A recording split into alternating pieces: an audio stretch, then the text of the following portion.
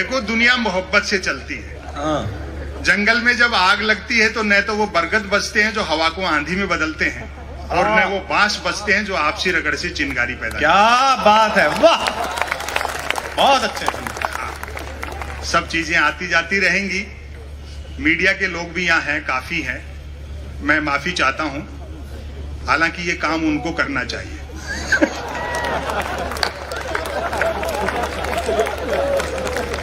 ये भी अपने दायित्व का निर्वहन पिछले कुछ समय से ढंग से निभा नहीं पा रहे। हालांकि गलती उनकी नहीं है जो अपने कैमरे और कलम लेकर के आए हैं। कलम और कैमरा उनको पकड़ा दिया और हाथ पीछे बांध दिए गए।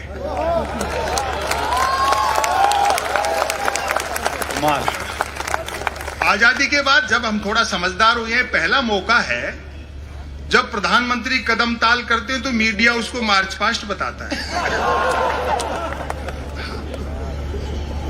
ये मीडिया का बड़ा भाग दिखता दिए के साथ है, लेकिन है हवा के साथ। क्या अच्छा है, बहुत अच्छा है।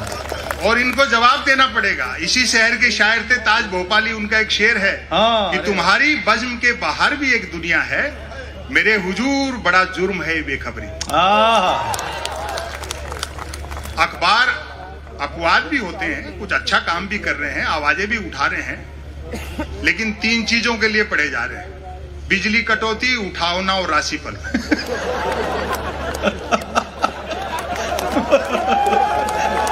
बहुत अच्छे। और रोज नए निकलते हैं। एक दिन तक अखबार के दफ्तर से दो लोग आके बोले संपत सरल जी नया अखबार लॉन्च कर रहे हैं, आप भी ग्राहक बन जाओ। क्योंकि अखबारों का कोई पाठक तो बनता नहीं, ग्राहक ही बनता। हाय, क्या बात है, वाह। 1 रुपए में 16 पेज। और जो मैंने जवाब दिया, 1 रुपए में 16 पेज। मैंने कहा भैया रुपया चाहे 1 की जगह 2 ले जाए, लेकिन 16 पेज खाली दे जाएगा। फिर मैंने रिसर्च की कि इतने अखबार बिकते कैसे। तो अचानक एक दिन एक अखबार के दफ्तर से फोन आया, बोलो संपत सरल जी आज आपका नाम हमारे अखबार में छपा। मैं बड़ा खुश हुआ, जी आपका अखबार कहाँ मिलता है? बोले हमारा अखबार कोई होकर नहीं बांटता है, जिस किसी का नाम छप जाता है दिन भर वही खरीद खरीद कर बांटता है।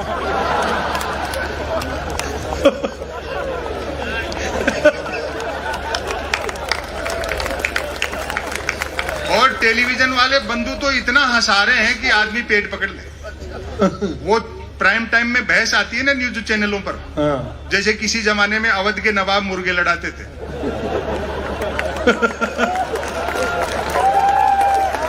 अमूमन 4 जन बहसी आते हैं, एक मुद्दे का समर्थक, दूसरा मुद्दे का विरोधी, तीसरा बुद्धिजीवी दोनों को हड़काने वाला, और चौथा एंकर तीनों को भड़काने वाला। और अब आपकी तालियां उठेंगी, चौथा एंकर तीनों को भड़काने वाला बहस होनी होती है गरीबी की रेखा पर, और करते रहते हैं रेखा की गरीबी पर। अच्छा है। पूरा वैश्विक परिदृश्य आप देखो इस समय, खाली यहीं की बात नहीं है। वो ट्रंप हो, पुतिन हो, आबे हो, जिनपिंग हो, वहां वाले हो या यहाँ वाले हो, जनता को लगता है कि राजा का चुनाव प्रजा करती है। दरअसल 10-12 मल्टीनेशनल कंपनियां मिलकर के जिसमें चाबी भर देती हैं। वाह, क्या बात है, क्या हिम्मत है। वाह। जिस दिन उनका काम पूरा हो जाएगा उस दिन नीचे उतार देंगे। 2 चीजें हैं, बाजार और बाजारवाद। दोनों में अंतर है। बाजार हर युग की जरूरत है। बाजार का मतलब है जरूरत के हिसाब से चीजें बनाना, और बाजारवाद का मतलब है चीजें बना करके जरूरत पैदा करना। वाह। चालाक अर्थशास्त्रियों ने सारे समीकरण उलट पुलट कर दिए, चुंबक के गुण बाजार में भर दिए और मनुष्य को लोहा बना दिया। और टेक्नोलॉजी, हालांकि डिजिटल इंडिया होने से फायदा भी हुआ है, ऐसा नहीं है। आदमी न सिर्फ 1 करोड़ का लोन 59 मिनट में ले सकता है, बल्कि 59 करोड़ का लोन लेकर के 1 मिनट में भाग भी सकता है। तालियां कम बज रही है, बात तो बढ़िया कह दी। वाह संपत भाई, वाह। कोई भी आदमी देखो कितना व्यापार मुक्त हो गया। कोई भी आदमी किसी भी समय किसी भी तरह का बिजनेस कर सकता है। अभी तो मैं पिछले दिनों दवा की दुकान पे गया, हालांकि तबीयत खराब नहीं थी, दरअसल एक्सपायरी डेट की दवाइयों पे डिस्काउंट चल रहा था। वहां जाने के बाद पता लगा कि आज धनतेरस है। दुकानदार मेरा मित्र था, वो भी मजाक पे उतर गया, बोले यार आज भी बीमार पड़ गए क्या? मैंने बात संभाली, मैंने कही ऐसा नहीं है, दरअसल 2 कारण है। एक तो आज धनतेरस है तो कुछ ना कुछ खरीदने का रिवाज है। और दूसरा, आज के दिन पूरे बाजार में आप ही के यहाँ सबसे कम भीड़ थी। वो बोला ठीक करे हो संपत जी, दूसरों की बिक्री देखकर मैं भी सोच रहा था एक दिन के लिए दवाई की दुकान के आगे थोड़े बर्तन लगा लेते तो 2 पैसे हम भी ठीक से कमा लेते। वो 10 दुकान छोड़ करके एक मेडिकल वाले हैं सिंह साहब, वो तो दीपावली पे पटाखे बेचते हैं। अच्छा। और अब व्यंग पर समर्थन करना। मैंने कहा सिंह साहब के पास पटाखे बेचने का लाइसेंस है क्या? बोलो लाइसेंस ही पटाखे बेचने का है, बिना लाइसेंस के तो वो दवाइयां बेच रहे। मैं जिंदाबाद। क्या बात है। अभी डॉक्टर कुमार विश्वास कह रहे थे कि मैं जिस कॉलेज में पढ़ाता था, आदरणीय कमलनाथ जी उसके चेयरमैन थे। इससे ये भी शुद्ध हुआ कि ये पढ़े लिखे हैं।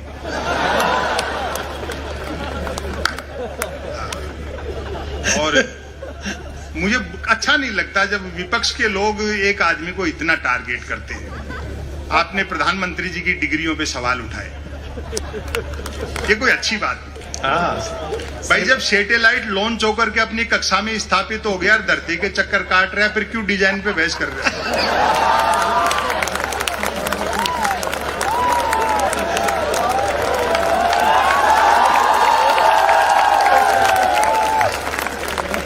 और वैसे भी डिग्री से अनुभव बड़ा होता है। कमाल है भाई। मैं ऐसे कई को जानता हूं जिन्होंने एजुकेशन लोन लेकर आईआईटी की थी, फिर उस लोन को चुकाने के लिए उनको आईटीआई करनी पड़ी।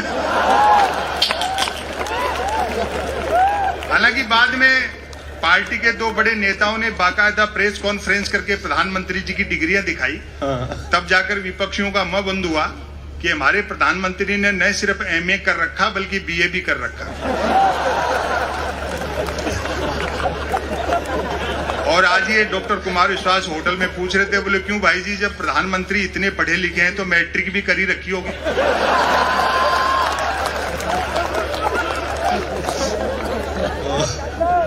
यही सब सटायर है। अभी महाराष्ट्र की भी चर्चा आई। दरअसल वो सेकंड की सुई जो है घड़ी की, वो मिनट वाली से आगे निकल रही थी। क्या बारीक है, वाह।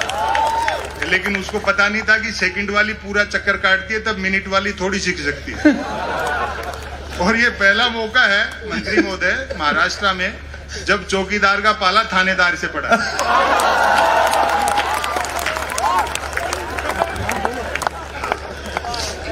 सत्ताएं आएंगी जाएंगी, मोहब्बत रहनी चाहिए, देश रहना चाहिए।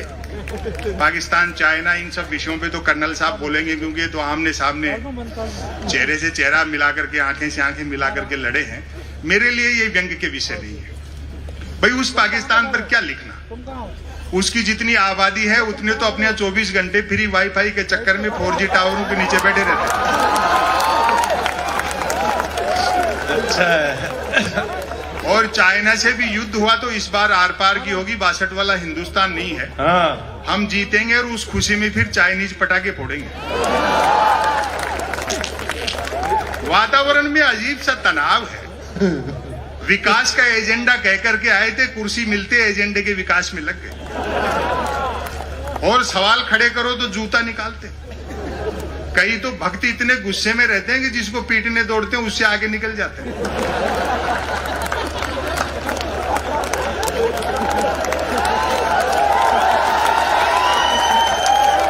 भक्त तो आप जानते हो ना, जिसके आंखें तो होती है लेकिन दृष्टि नहीं होती।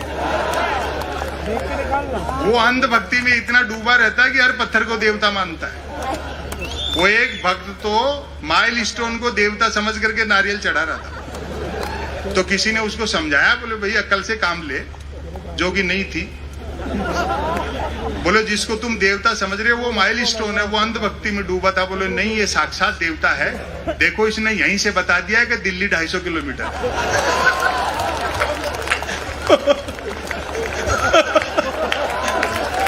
नहीं, वाह, जिंदाबाद। क्या बात, क्या बात है।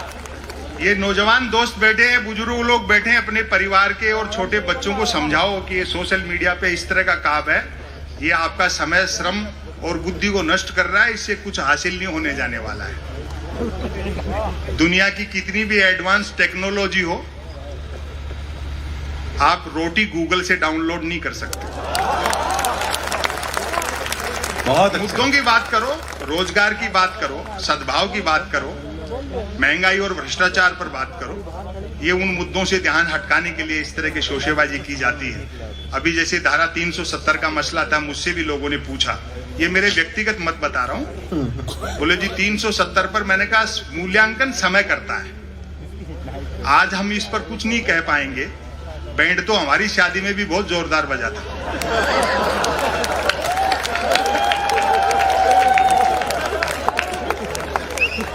अभी एनआरसी का मसला है, मैं समझता हूं कि अगर वो शरणार्थी हैं चाहे घुसपैठिए हैं, धर्म के आधार पर किसी के साथ भेदभाव इस देश की हजारों साल की परंपराओं के विरुद्ध है। न सिर्फ लोकतंत्र और संविधान के विरुद्ध है, हजारों साल की भारतीयता के विरुद्ध है। ये सारी चीजें जो आया है वो सबका है, और ये धर्म के झगड़े भी नहीं है, इतिहास के नाम पे लड़ाते हैं। महाराणा प्रताप का मुख्य सेनापति हाकिम का पठान था। क्या बात है, और अकबर का मुख्य सेनापति राजा मानसिंह थे। वाह, बहुत। वो सब साम्राज्यवाद के झगड़े थे, धर्म भी उसमें एक फैक्टर हो सकता है। तो मोहब्बत से काम लेना चाहिए, समय की अपनी सीमाएं हैं। और मैं एक रचना आपको नहीं सुनाता हूं जो एक दो जगह सुनाई है, अगर अच्छा सुन लिया तो फिर और कोशिश करेंगे दो चार मिनट सुनाने की। लेकिन ऐसा नहीं है, जो अच्छा काम कर रहा है चीजें भी बदलेंगी। जैसे आज मैं जयपुर से आया, 12 घंटे लगे, डॉक्टर कुमार विश्वास को फ्लाइट से आना पड़ा, उसमें भी 2.5-3 घंटे लगते हैं। ये चीजें हल हो जाएंगी जब बुलेट ट्रेन चल जाएगी।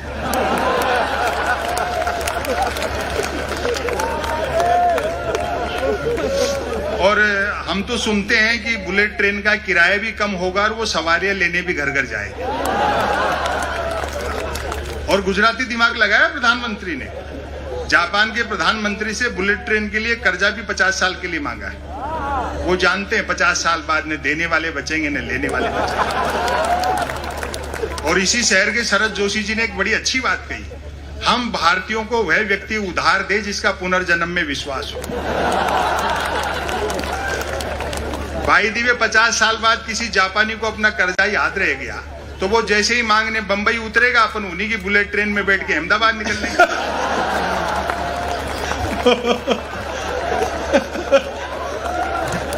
और अगले ने साफ कह दिया शिंजो आबे को कि भैया कोई सवारियां नहीं बिठानी है, ये चुनावी रेल है, इसलिए फटाफट चला, भले पटरी वटरी बाद में बिछाते रहना। दरअसल ये लोग चढ़ना हिमालय पर चाहते हैं, लेकिन मुंह हिंद महासागर की तरफ। 2015 में आए थे शिंजो आबे, तो मोदी जी ने बुलेट ट्रेन के समझौते पे हस्ताक्षर किए दिल्ली में, और अगले दिन शिंजो आबे को बनारस ले जाकर के 3 घंटे तक गंगा आरती दिखाई। और भरपूर समर्थन करना, व्यंग तक पहुंच जाओ तो 3 घंटे तक गंगा आरती देखने के बाद शिंजो आबे बोले, मोदी जी जब आप लोगों के पास इतनी फुर्सत है तो काहे को बुलेट ट्रेन चला रहे।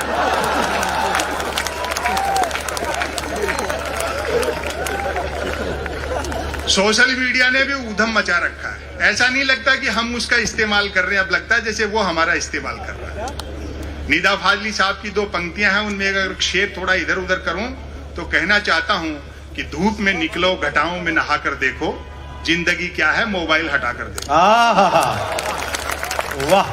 मैं बधाई देना चाहता हूं मध्य प्रदेश शासन को कि इस अवसर के बहाने आपने इतने लोगों को घरों से निकाला, वरना तो सब उसी में लगे रहते। घरों से निकलिए, प्रजातंत्र के जो मुख्य उद्देश्य हैं और जो मूल्य हैं उनको पहचानिए, अड्डेबाजी कीजिए, एक दूसरे से मिलिए, क्योंकि आदमी लैंग्वेज से सीखता है, उससे कहीं ज्यादा बॉडी लैंग्वेज से सीखता है। बहुत अच्छा, बहुत। पता नहीं से सोशल मीडिया क्यों कहते हैं। हजारों किलोमीटर दूर बैठे आदमी तो हम चैटिंग से जुड़ना चाहते हैं, लेकिन बस ट्रेन फ्लाइट में सफर करते हैं तो कोशिश रहती है बराबर वाली सीट खाली। आए है, क्या बात है। यदि किसी ने कुछ एक अक्षरों तक की नेकी कर डाली हो तो उसको फेंकने के लिए ट्विटर से बेहतर दरिया नहीं है। जो कुछ नहीं कर सकता वह भी ट्वीट कर सकता है, और एक बार जो ट्वीट करने लगता है फिर वो कुछ नहीं कर सकता। मैं तो सोशल मीडिया का लोहा उस दिन मान गया जब एक सज्जन ने यूट्यूब पर मेरे कवि सम्मेलन की एक ही क्लिप को साल में 100वीं बार सुना और नीचे गाली लिखी, लानत है संपत सरल को, नालायक ने साल भर से रचना तो छोड़ो कपड़े तक नहीं बने।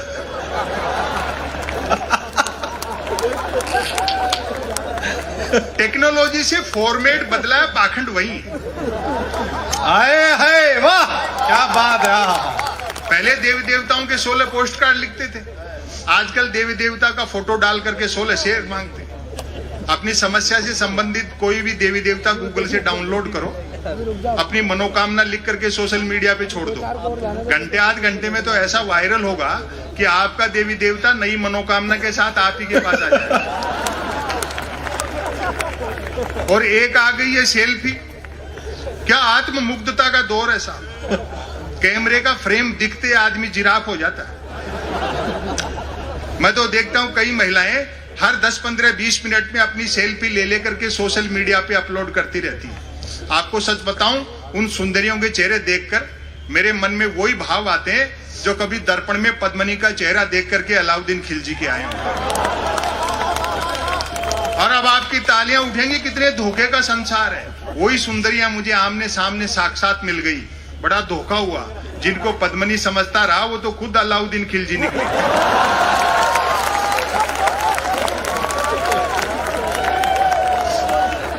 और कुछ नहीं करना, एक मेल अकाउंट खोलना है जो बैंक अकाउंट खोलने से भी आसान है। बैंक अकाउंट खोलने के लिए कुछ तो आधार चाहिए, मेल अकाउंट तो निराधार व्यक्ति भी खुलवा। बहुत अच्छा। बाकी 3 जरूरी चीजें हैं, एक है स्मार्टफोन, नॉन स्टॉप इंटरनेट और निठल्लापन। लेकिन सोशल मीडिया का फायदा भी है। एक तो आदमी घर बैठे आवारागर्दी कर सकता है, और सोशल मीडिया का सबसे बड़ा फायदा यह है जो अपने साथ ले जाना जीवन में बड़ा काम आएगा। बेरोजगारी पूरी तरह खत्म हो गई क्योंकि हर हाथ को काम मिल चुका है। बहुत अच्छे संपत जी।